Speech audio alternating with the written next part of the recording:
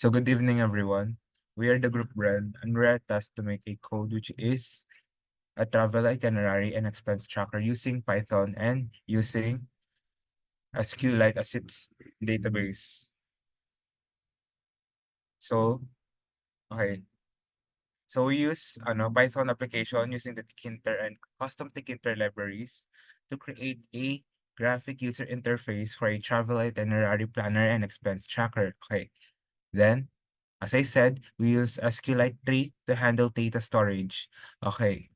So, sa umpisa, database initialization, nag-start kami, ito, with just, dito namin ginawa yung SQLite database with tables for users. Okay. Users, itineraries, and expense if they don't exist. Okay, so next, sa main application class. Okay. Dito naman sa main application class, kita mo dito yung nandito naka-setup yung main window title, dimensions, and its non-resizable behavior. Okay, it initialize the current user to none. Okay, so dito sinetrain namin yung color neto is into light gray para naman hindi siya para sa iOS field because we want to our approach is to make it an iOS field.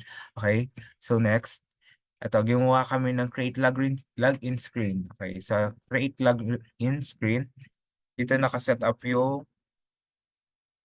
dito naka-display yung mga login kung need mo mag-login if meron ka ng account at the same time, mag-register ka if wala ka pa account.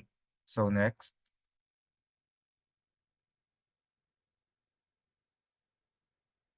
recap. Okay. So next, sa itinerary management. So dito we're gonna create an itinerary tab. Okay. So dito nakalagay yung specifications kung ano yung kung ano yung itsura ng code namin. Starting from its left and right frames for input fields and list box respectively.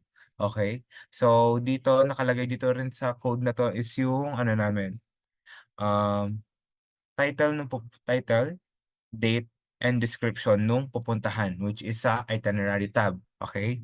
So susunod, after nun, may part rin dun na nakalagay na if you have an account, maglo-load yung itinerary mo. So, dun sa right side, makikita nyo dun sa right side yung mga ginawa nyong itinerary. At the same time, if wala, pwede kayong mag-add. So, dun lilitaw yung title, date, and description. Okay, so meron rin siyang feature na edit which you're gonna click the itinerary itself and you're gonna replace the input details dun sa tatlong sinabi ko which is title, date, and description. And then, if you want to delete the itinerary, you're gonna click the list, okay? Kung ano yung gusto mo tanggalin dun sa list and you're just gonna click the delete itinerary. Okay? Next. Expense tracker. Yung pinagkaiba niya sa itinerary management or itinerary planner is meron siyang item, cost, saka date. Habang yung itinerary planner naman is meron siyang destination, date, and activity. Yung pagkapareho rin ng expense planner is meron din siyang add expense, edit expense, at saka delete expense.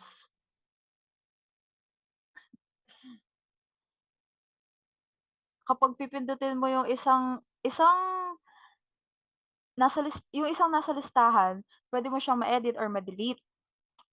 Kung paano mo siya ma-execute, meron siyang execution block para makapag-initialize ng database by calling yung initdb, yung nasa baba nung if name equals main.